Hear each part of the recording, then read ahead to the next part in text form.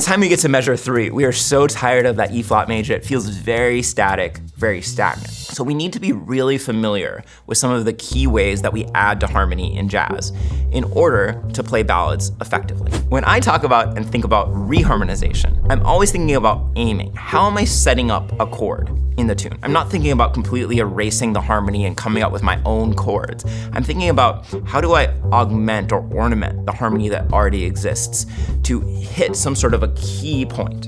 And then I kind of work backwards and I think about what are some of the different ways that we could set up or arrive at that key point. So let me show you what I mean. I'm going to show you some of these really common devices that jazz pianists use for reharmonization, and then we're going to go through a chart and I'm going to reharmonize along with you and show how we might ornament the chords of a common jazz standard. So I've given you this very simple example with 4 different chords, A7, and then a 2-5-1 to C. One more time, A7. How lovely.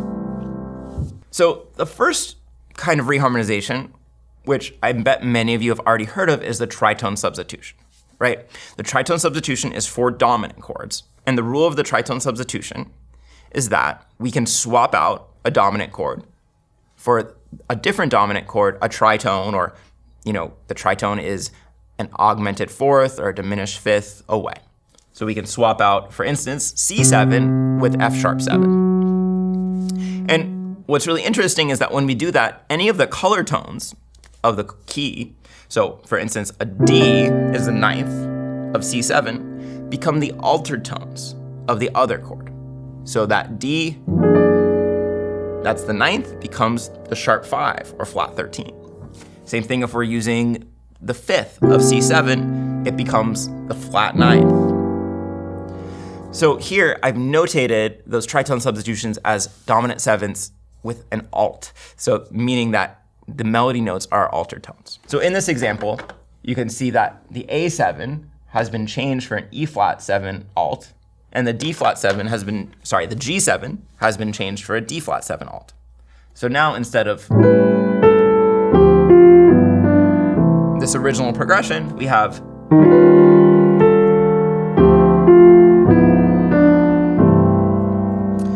so it just makes it slightly richer. Instead of these color tones, we have alter tones. It's a little bit jazzier, for lack of a better word.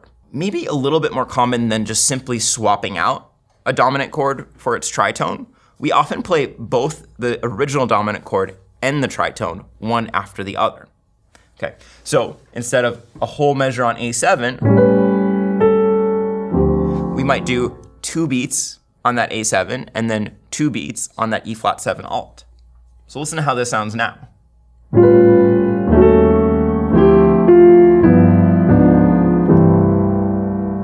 Okay, a little bit more motion, a little bit more activity, and that helps us create momentum in a ballad. So definitely remember that device. Common tone diminished means that we are going to delay a resolution, typically to a major chord, by adding in the diminished chord based on the same root, and then pushing that major chord back. So for instance, instead of landing right on C, we might first play a C diminished, and then resolve that to C. This is a very nice way to soften a cadence, or to delay the resolution to a major chord. And this works in part because these notes of the diminished chord are just half-step neighbor tones to the 3rd and 5th of your major chord. So if we're gonna put this device, the common tone diminished, into our phrase, it's not gonna come until the very end. So we're gonna go.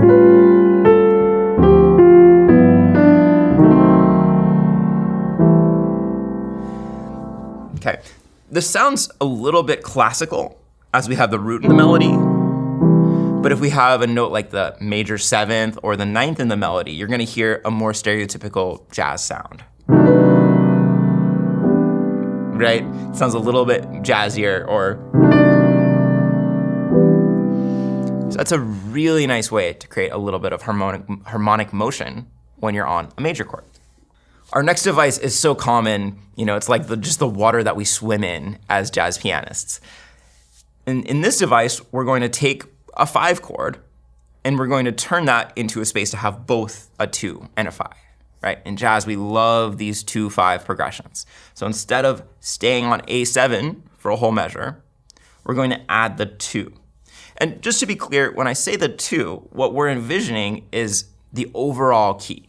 So when we have an A7, we're thinking in the key of D, right? When we have a G7, we're thinking in the key of C. So we're going to take the 2 from that tonic key, and we're going to split up that dominant chord and have both that 2 and then the dominant chord. So here's how this sounds. Instead of A7, we're going E minor 7, A7. So just a little bit more motion, a little bit more sweetness here. We do this all the time. And by the way, this is really similar to if we had like a sus resolving. Like if we made it A sus and then A major. Because the main difference between this E minor 7 and the A7 is D, the 7th of the E minor, moving to C sharp, the 3rd of the A7. So those 2 chords are very similar, and it's like creating that feeling of suspension. All right, we'll take a breath, and then we'll go on to tonicization. Tonicization is really, really important in jazz. And this word means that we're going to essentially treat a chord as a tonic by adding the dominant 5 in front of that chord. And one of the reasons that we love doing this is because when we add in dominant chords, they're gonna fit with most any melody note. How could that be? Well, let's take the example of a C7 chord. So we know that the notes of a C mixolydian fit with a C7 chord, right? That's kind of our typical mode that's associated with a dominant chord. So that gives us 7 notes. But with dominant chords, we can also harmonize alter tones. And we have 4 pitches that comprise our alter tones. We have our flat 9, sharp 9, flat 5 or sharp 11, and our sharp 5 or flat 13. So that adds 4 more. So let's see, we've got 7 plus 4. That's giving us almost all of the pitches in the scale. It's really only the 4th and the major 7th that don't really go well with dominant chords. So we can add these dominant chords almost all the time. Let's look at some examples of tonicization. We can really treat any quality of chord as our tonic, our temporary tonic, and then add a secondary dominant in front of us.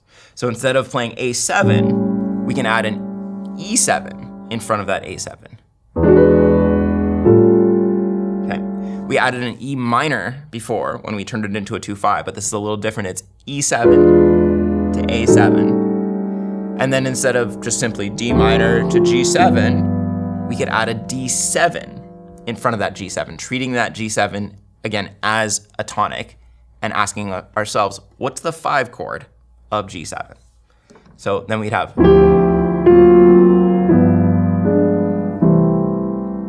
So listen to how this phrase sounds now.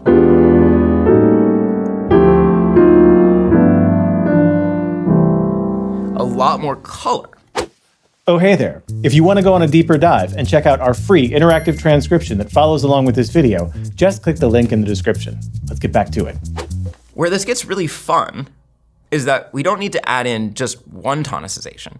We can add in kind of a string of tonicizations to lead into whatever chord we're aiming for. So for instance, instead of just playing A7 in our first measure, instead of just playing E7 to A7, we could have 2 tonicizations and add B7 to E7 to A7. So we're treating the A as a tonic, adding E, and then we're treating the E as a tonic and adding a B7 in front of that. And something really interesting happens in this second measure here. If you remember, there was originally a D minor 7 here. But instead, I'm adding 3 tonicizations. D leading to G, A leading to D, and E leading to A. And so we actually got rid of that D minor entirely. As long as our goal remains clear and our method of reaching it has some logic, then we can get rid of chords in a tune. We don't need every single chord. So here's how this phrase sounds now.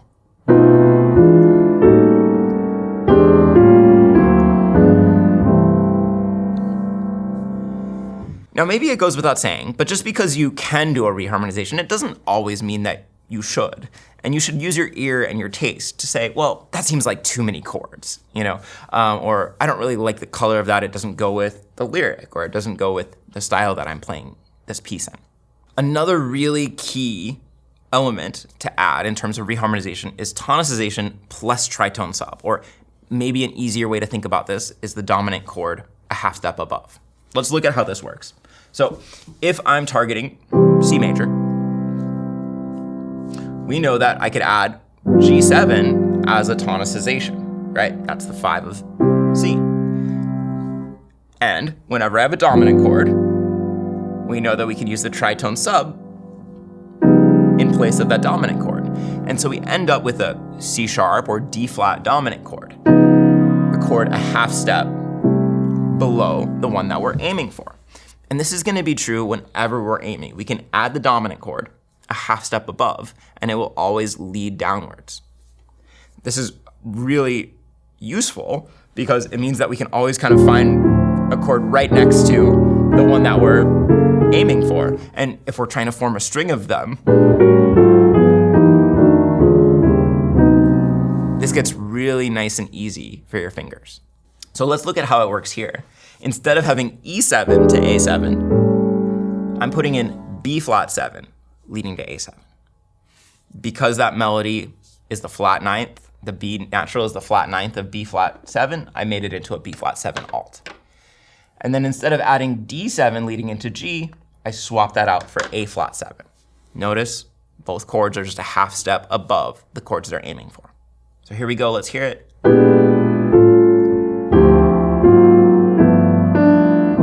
Really nice and smooth, right? This is a great thing to figure out and to really get to know with your fingers. And I've included some exercises in our workouts that will help with this issue. All right, we're making good progress. Our next two devices have to do with sidestep.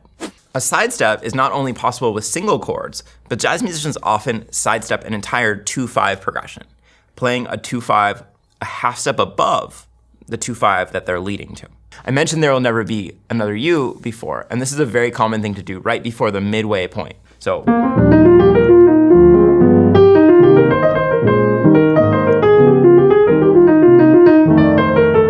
usually the chords would be just F minor to B flat 7, but we often play a sidestep 2-5 and we do F sharp minor, B7, F minor, B flat 7.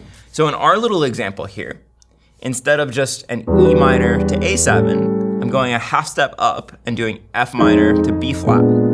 But because the melody is a B natural, I'm having to do a flat 5 and a flat 9 to accommodate the melody.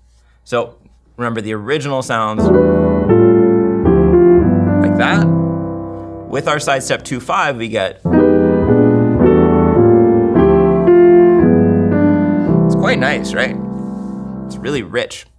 We can also move chords around, and jazz musicians do this all the time, both consciously and I think even just subconsciously. We're always kind of shifting where chords might end up. So for instance, instead of having chords on beat 1 and beat 3 of this measure, we could shift it to 3, 4, 1. So now the phrase has this kind of long A7.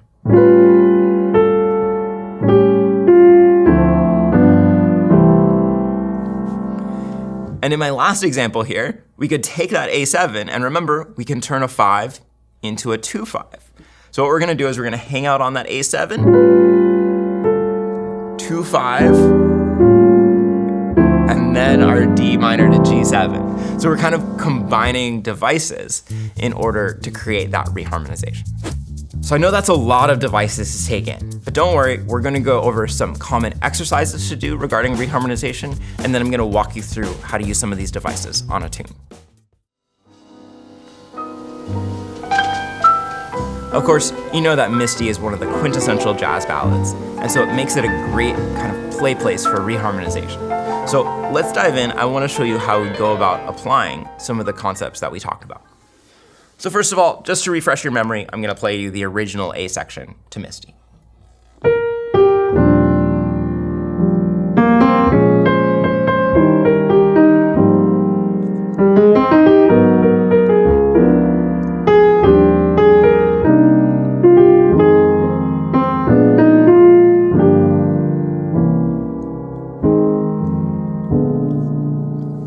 All right, I hope that sounds familiar to a lot of you.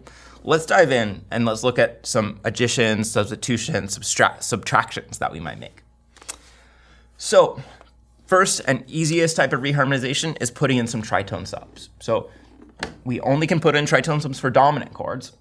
So I'm gonna get rid of this E flat 7 and I'm gonna put in an A7 alt. And that alt is kind of important here because we have the sharp 9, flat 9, and flat 5.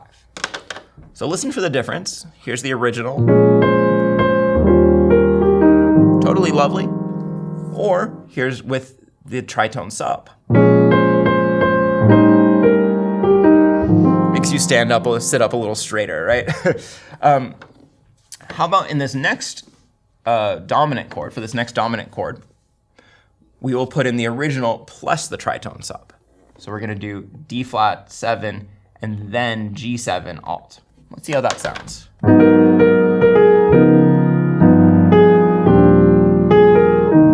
Yeah, not bad. It's a little bit weird because it's not like a 5 chord leading to a 1, but I still like the colors that it's creating. And for our third dominant chord, this B flat 7, let's turn it into a 2-5 instead of just a 5.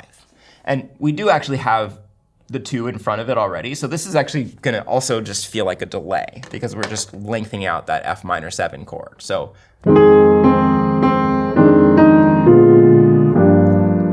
okay, nothing earth-shattering, but it certainly works. Circling back to the beginning, let's use our common tone diminished here. So remember, that's a way to delay the resolution to a major chord. So instead of E flat major, we're going to use E flat diminished 7th, and then that's going to lead to E flat major 7th.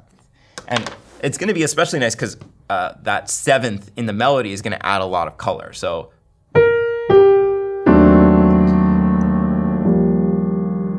okay. Let's pretend that you didn't like that and you want to do something else there. Another thing that you might do is use a tonicization. So we could put a B flat 7 here, and then that will lead to the E flat major 7 as well.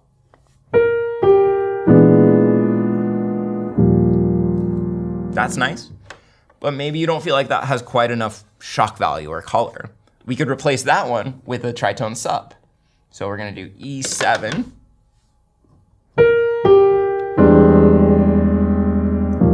That's kind of cool. Just for the fun of it, let's put a tonicization in front of that E7. So B7 would lead to E7. That's gonna have a sharp 9 because it's gonna come with that D natural. So we got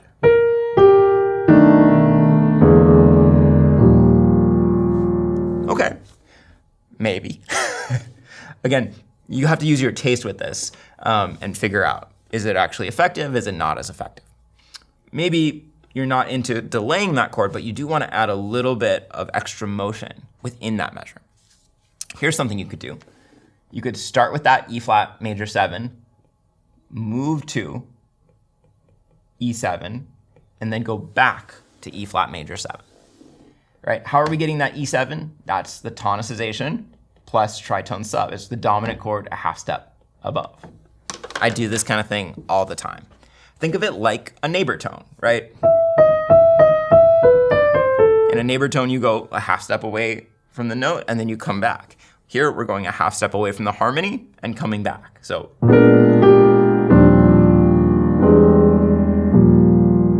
kind of nice.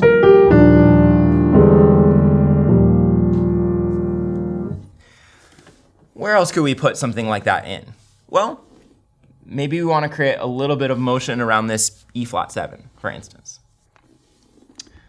It wouldn't do that much to make it into a 2/5 because we'd just be adding a beat of B flat minor 7. So we could do another tonicization. And if you're not already noticing, tonicization is probably the device that I use the most. So here we'd have, instead of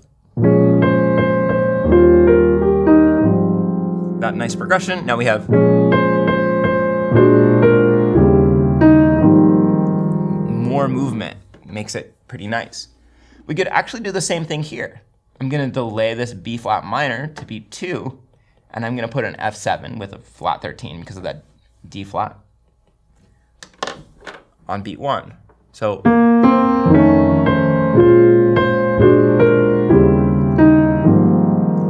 pretty cool. So you can see that using tonicizations and tritone subs and combinations of all these things, there's almost unlimited possibilities the way we could harmonize this. One device that we haven't used yet is sidesteps, or sidestep 2/5. So let me show you a couple places where we could put those in. So first of all, it doesn't really seem logical that we could add a sidestep to this A flat major 7 because we have this C in the melody, and our 2 chords where we would sidestep to would be A major, which definitely doesn't accommodate a C, or G major, which also definitely doesn't accommodate a C. But if we shorten this melody note, this is actually a really nice place to add a sidestep. So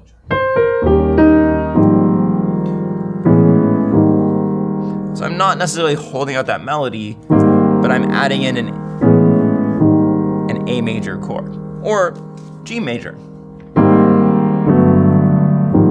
Really nice and colorful in a different way than our tonicizations. I actually might add in a sidestep on both sides here, because it's just kind of fun. It's like an enclosure, but with chords, with big major 7th chords on either side. So I'm going A flat, A major, G major, A flat. Now, if I did want to find some places where the sidestep actually works with the melody, we could lead in to this C minor 7 here using a D flat minor 7. That A flat and B flat fit pretty nicely with the D flat minor 7. So here we are also putting in a smooth stepwise bass line, walking down from E flat to D flat to C. Let's hear how it sounds in context. That might or might not be to your taste, but it does work nicely with the melody. Now in the bridge, we start having some really great opportunities for sidesteps and sidestep 2/5s. So in the first measure of the bridge, we could go from a B minor 7 to a B flat minor 7. That D flat in the melody, or a C sharp, will be the 9th of the B minor 7, just like it is the 3rd of the B flat minor 7. So really nice. That's a really common note to put in as a sidestep when we have that 3rd of a minor 7th chord. We could also use the sidestep 2/5 here.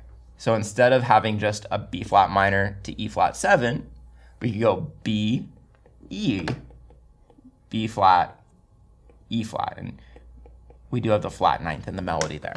So that sounds like this.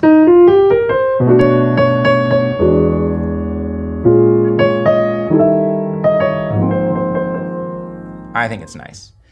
Here's another spot, if we don't do that, where we could put in a really nice sidestep. We could put in an A major here to lead in to the A flat major. Notice I'm always looking ahead. How could we accommodate? How could we set up the next chord that's coming up?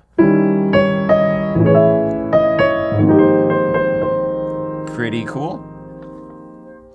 Or here's one more moment where we could use a sidestep 2/5. Instead of just having G minor to C, it could be a really kind of quick cadence. A flat, D flat, G minor, C7. So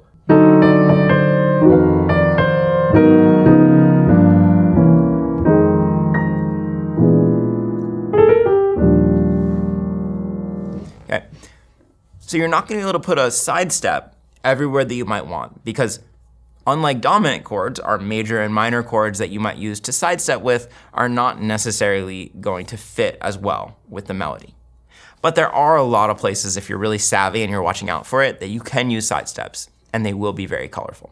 As we look at these different ballad examples and different ballad styles, you're going to be seeing a lot of reharmonization. And so it's definitely worth your time to get familiar with all of these reharmonization devices and practice using them on some of your favorite tunes.